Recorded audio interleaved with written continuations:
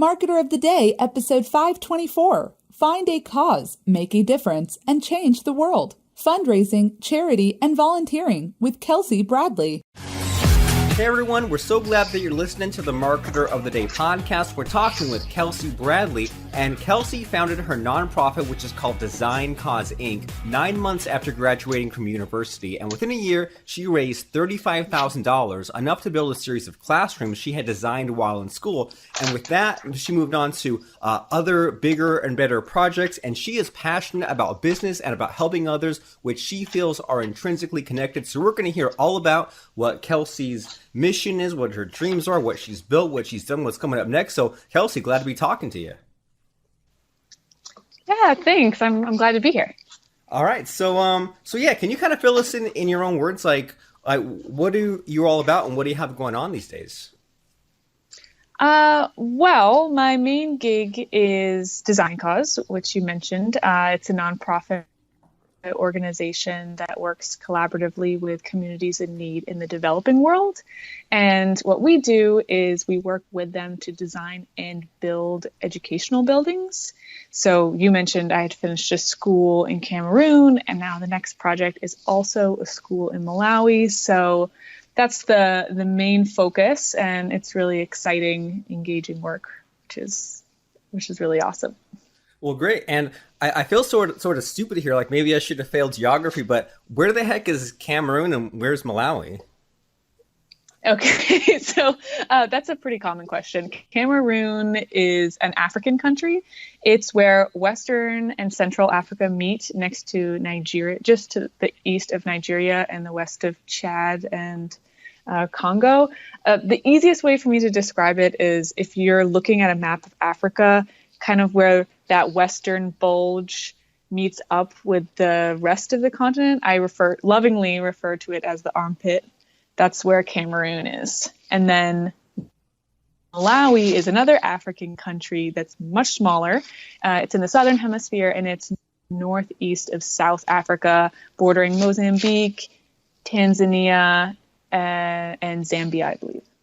Okay, great. I have a picture in my head now. I just feel like sort of one of those dumb Americans. Like maybe I probably only know like 2/3 of the countries, not all those really obscure tiny ones. And so these kind of smaller, obscure countries in Africa, why did you choose these places out of all the areas in the world, all the things that you could have done? What made you decide on this?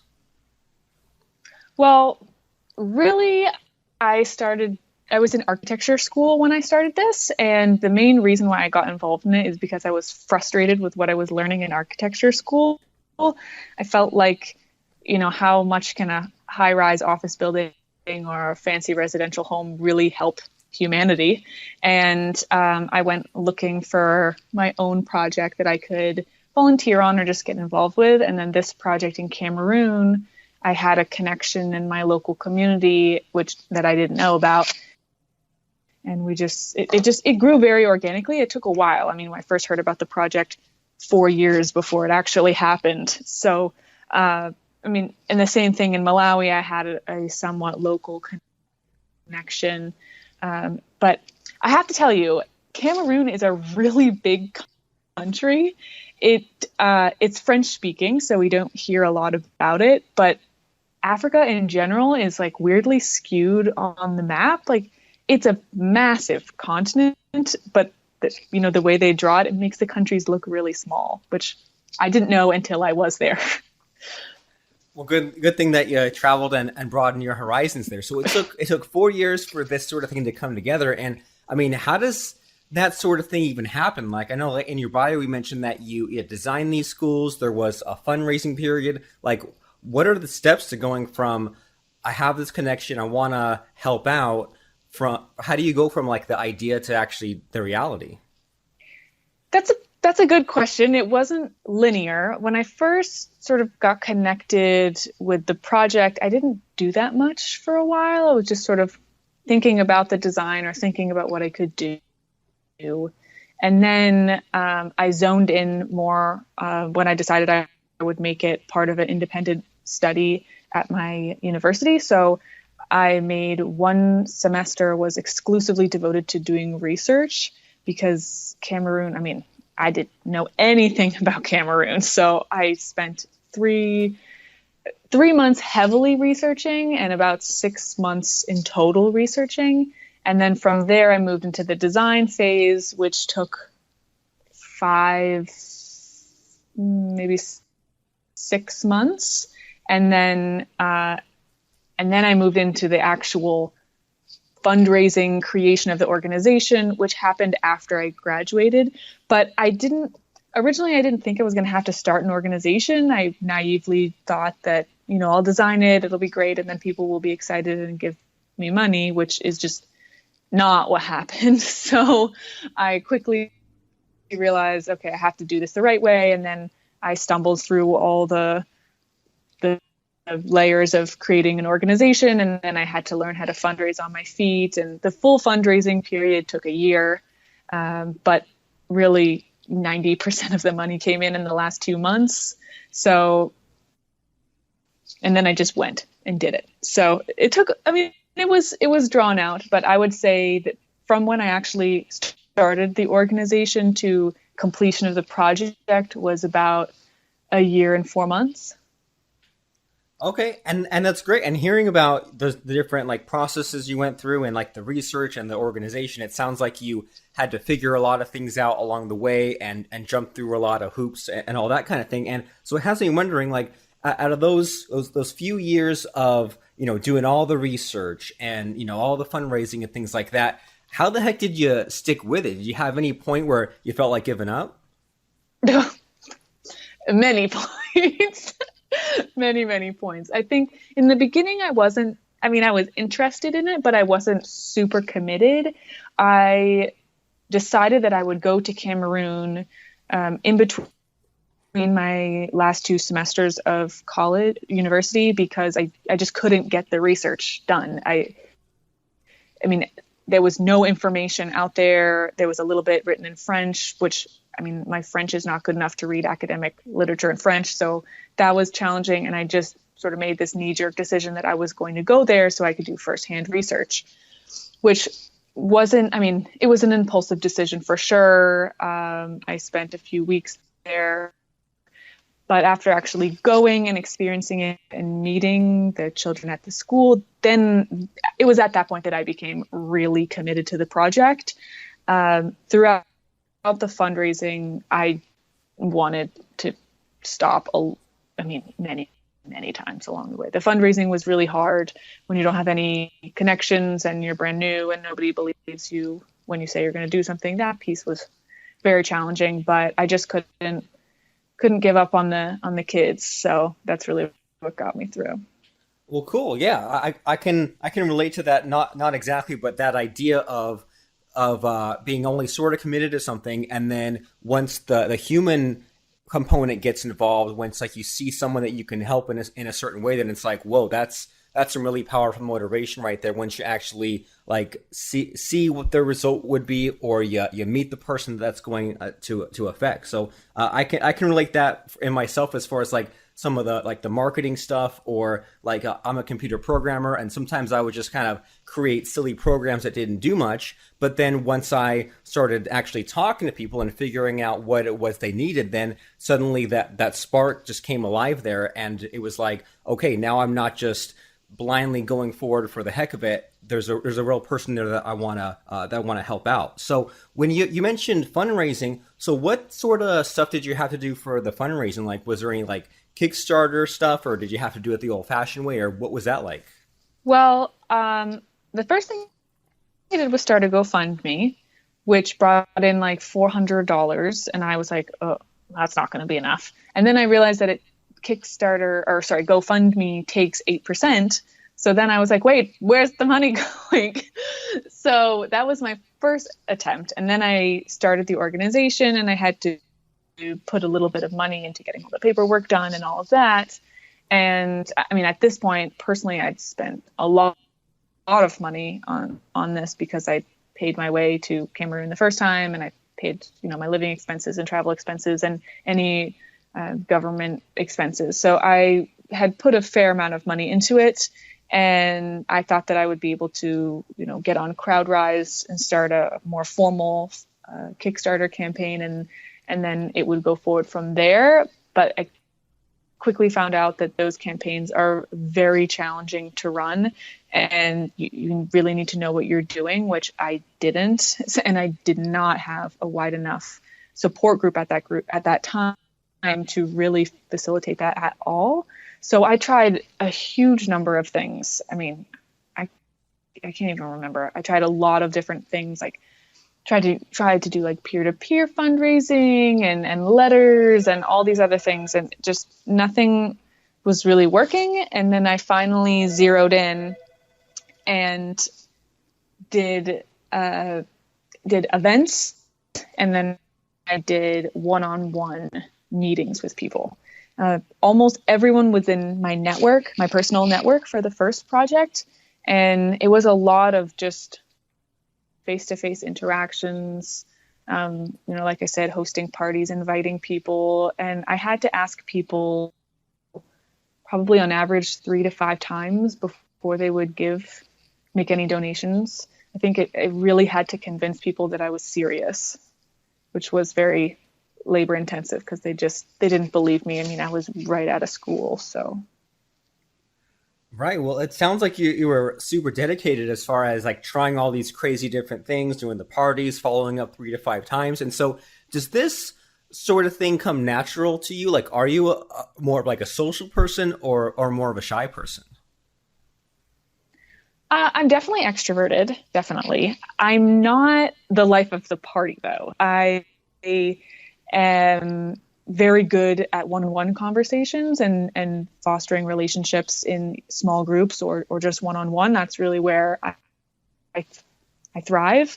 But the thought of asking people for money is still very uncomfortable for me. I'm not a natural fundraiser in any way, but I think that I just didn't give up because I really, really wanted to get this project done, and it didn't really matter. I just had to get it done. Awesome. You found a way to make it work. Well, like in order to really like push yourself outside of your comfort zone and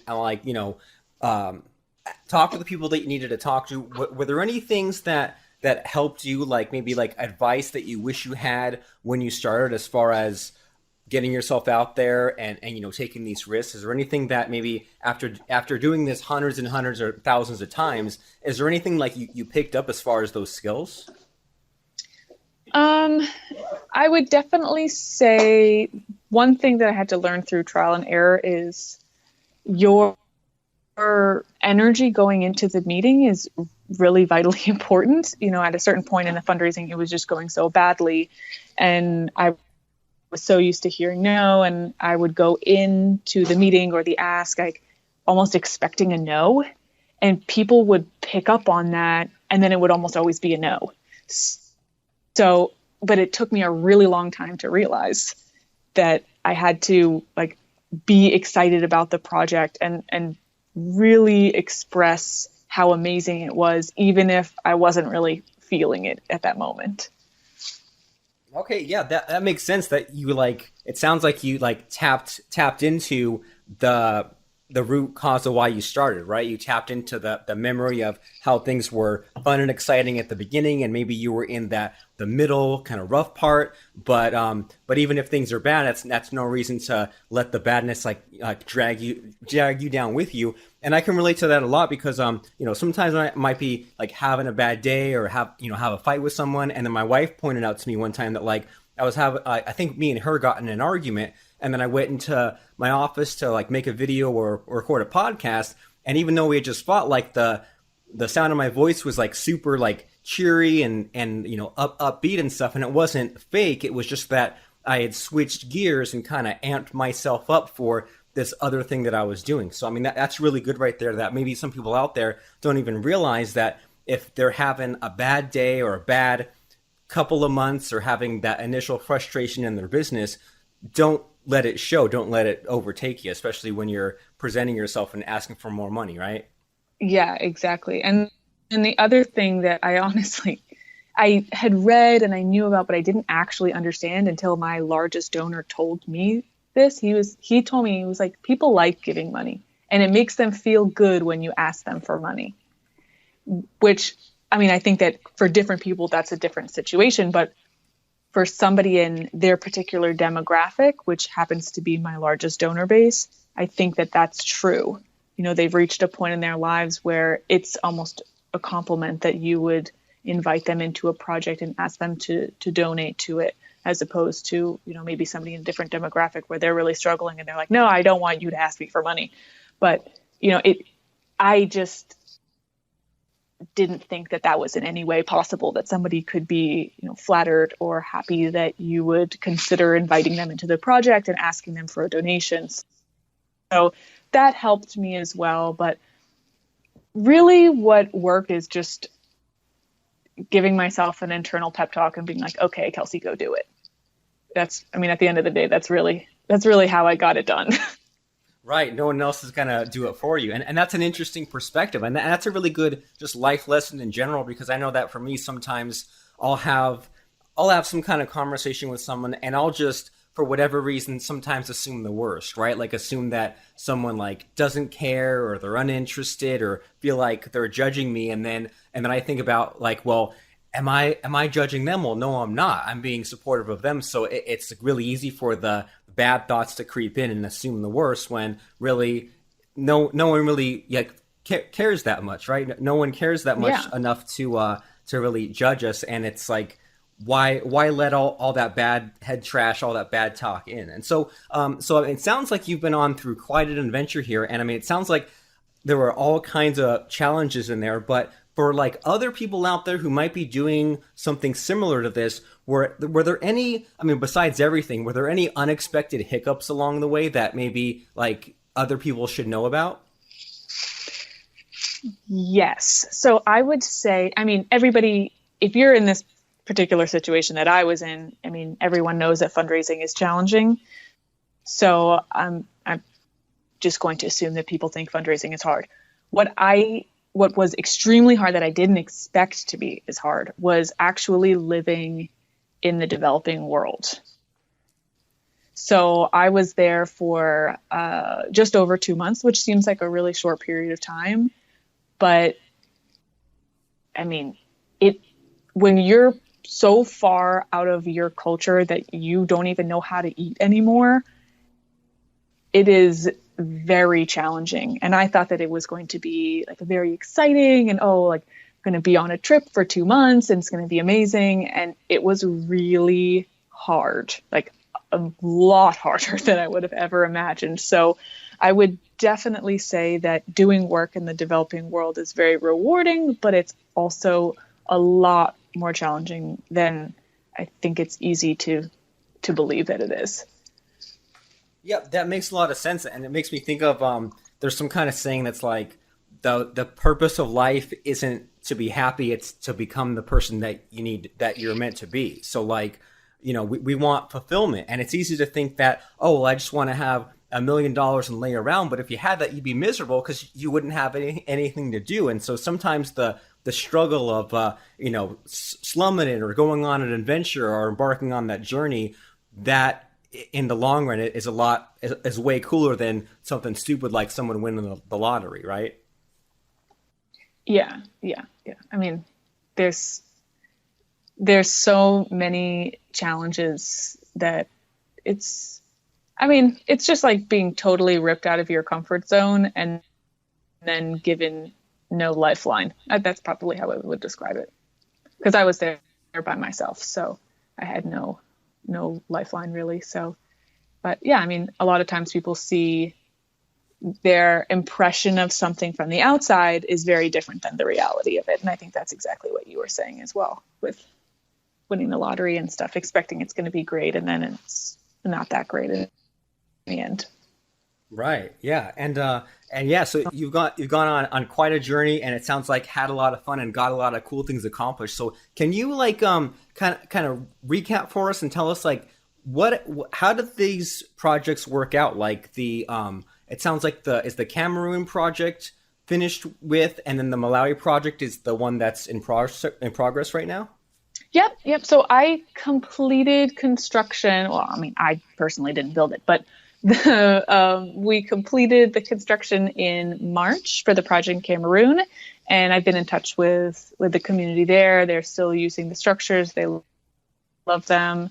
They've been incredibly effective. And I'm in the process of fundraising for the new classrooms in Malawi. And I'm planning on moving over there during the summer months to do the same thing again and go through construction there. Super cool. So you made it work once, and now that you have the blueprint, you're using the blueprint somewhere else, right? Exactly.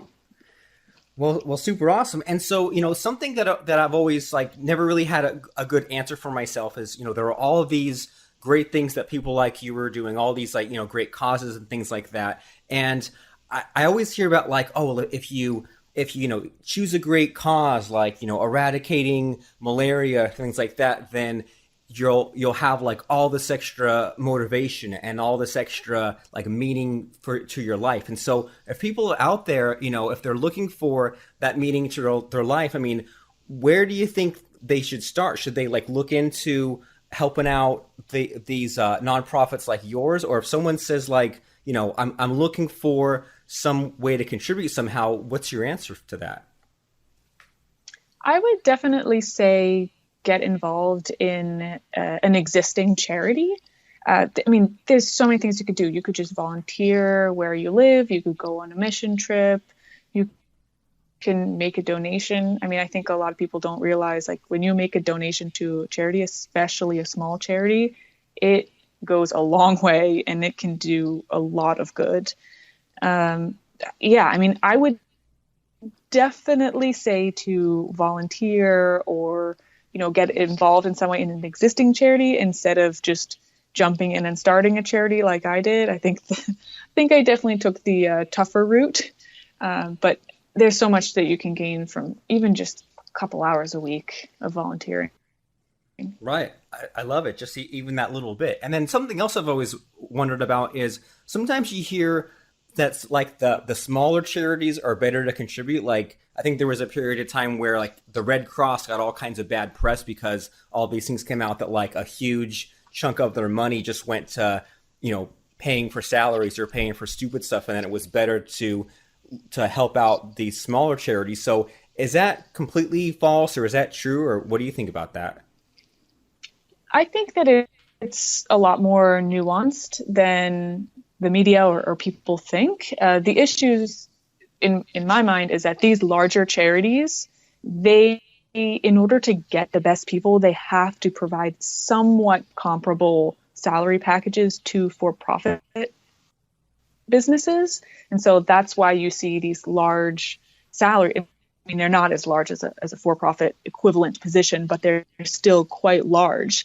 And then, people really don't understand that you have to spend money to make money. And it's the same thing in a nonprofit sense. So if you stipulate that your donation can't be used for advertising, then you're not giving the organization a chance to use what you've given them to make more money that can benefit more people. So I think that there's that side of it. And then there's also the side of sometimes the charities just don't use their money appropriately. And it's really sad reality, and it reflects really badly on all other charities, especially ones that are scraping by and they don't spend any money on anything but the programs. So I definitely think that making a donation to a small or even medium-sized charity, it's going to go further because there's less infrastructure that has to be supported. But a lot of these larger organizations also have really well-established systems.